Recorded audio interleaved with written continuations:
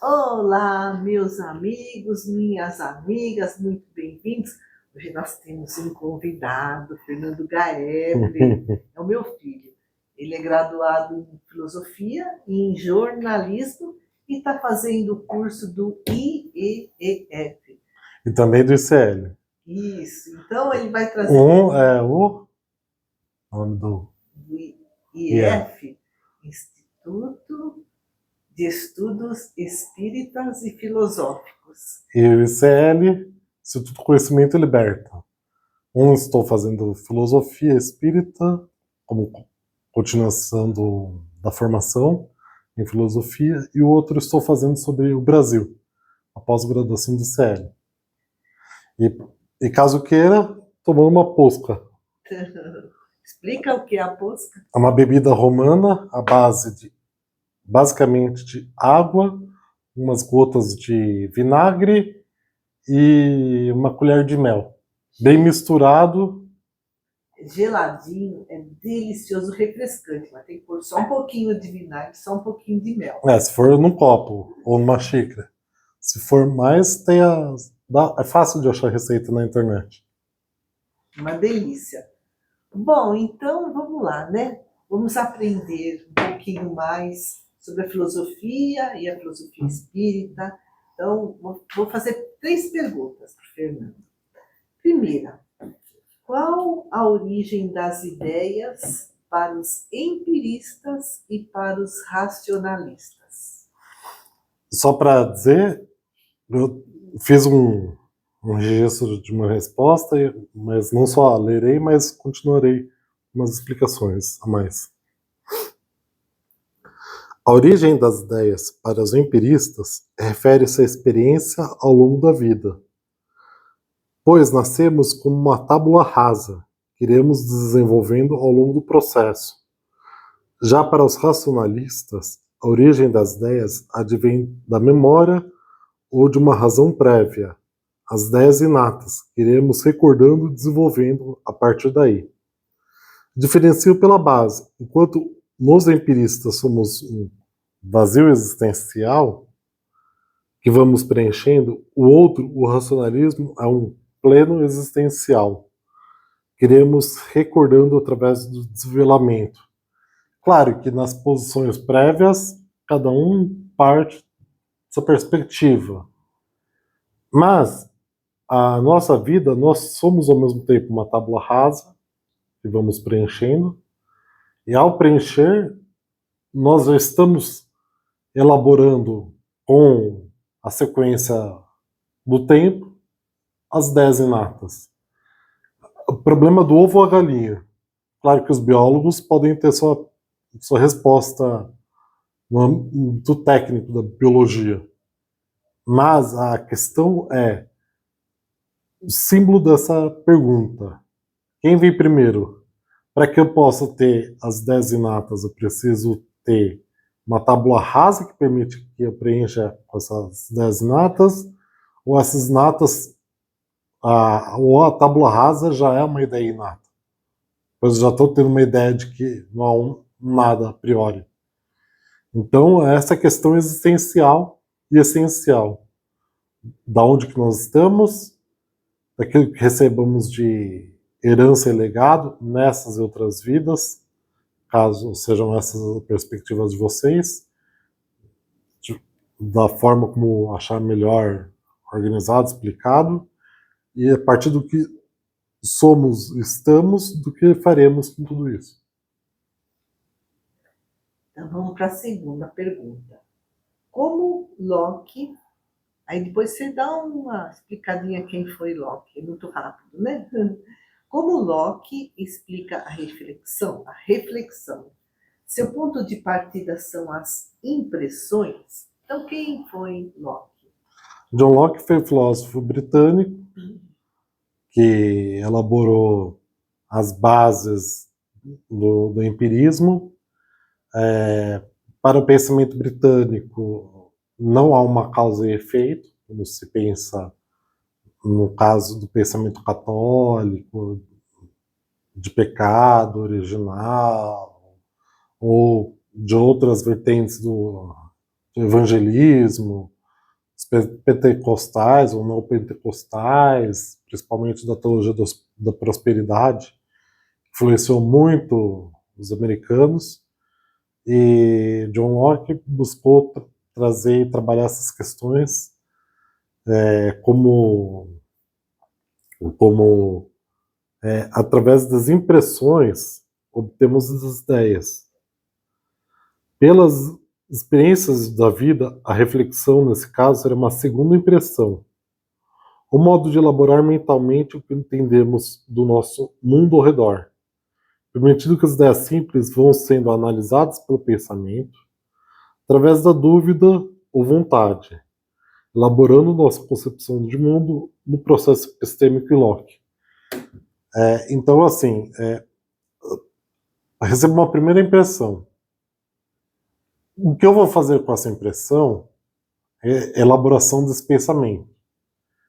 Então, alguns devem pensar, mas não teria uma causa e efeito?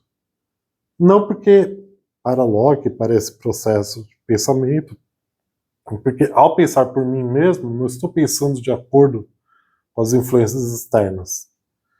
E isso aproxima-se em relação à resposta anterior, justamente do que nós somos, do que fomos, ou seja, do que somos dessa segunda impressão, do que fomos da primeira impressão, e queremos fazer a partir disso. Então, uma reafirmação de um processo de autonomia de pensamento, que era justamente o que os britânicos procuravam conseguir essa autonomia, tanto é que uma das primeiras reações que tiveram foi refundar o pensamento religioso com o anglicanismo, rompendo a relação com o continente europeu, identificando o rei ou a rainha, o líder da monarquia, como a expressão de Deus na Terra, diferente como no caso do catolicismo, tem um papa, ou os ortodoxos têm os patriarcas, cada um com sua comunidade, ou no caso dos protestantes que não elaboraram uma grande liderança unificadora nesse processo. Então, essa divisão não é nem, como no caso do catolicismo, essa relação de pecado original, nem a experiência imediata da ortodoxia, experiência imediata mística, nos cultos, que é diferente das missas católicas. Mas justamente essa questão da impressão que eu tive, que não é nem pecado, nem experiência mística, eu faço essa segunda impressão, que é elaborar por mim mesmo essa relação. Essa é a importância de John Locke em pensamento epistêmico. Interessante. E agora a gente vai para o espiritismo. De quem é especialista? Imagina, que isso, nem um pouco. Como explicar que Kardec atendeu às exigências empíricas de sua época? Nessa questão, podemos afirmar que Allan Kardec, em sua obra, procura articular tanto o racionalismo prévio que já existia na tradição filosófica, quanto do empirismo nascente, procurando um método integrado, articulado de forma sistemática, tendo a observação, a indução e a comparação dos fenômenos naquela época, mais entendidos como fatos para a construção do entendimento, incluindo o método científico vigente, o modo de investigação racional em filosofia. Ou seja, já que naquela época era forte o positivismo, que tendia com fatos, esse é o problema da construção da ciência moderna, que ainda não foi devidamente atualizado esse pensamento no quadro intelectual dos cientistas. Há um anacronismo em relação do processo de desenvolvimento entre a ciência e a filosofia na Idade Moderna. Tentou-se alinhar esse desenvolvimento com Hegel, equiparando a filosofia e a ciência, ou equiparando como na antiguidade, na qual a filosofia, a ciência, a religião e outros pensamentos era uma coisa só, era a cultura ponto. E então assim, a filosofia conseguiu elaborar a fenomenologia. A ciência, a maior parte da ciência do senso comum, se pauta em fatos, entendendo fatos no modo newtoniano, ou seja, dois fatos para o mesmo lugar, digamos.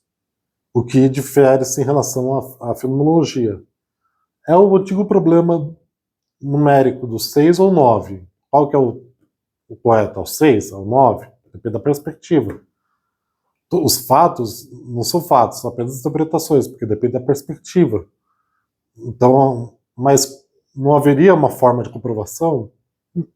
A própria ideia de comprovação já é um processo inadequado porque não compreende essa multiplicidade das perspectivas, que todas são legítimas, tanto epistemologicamente quanto eticamente, moralmente, politicamente e culturalmente, por exemplo.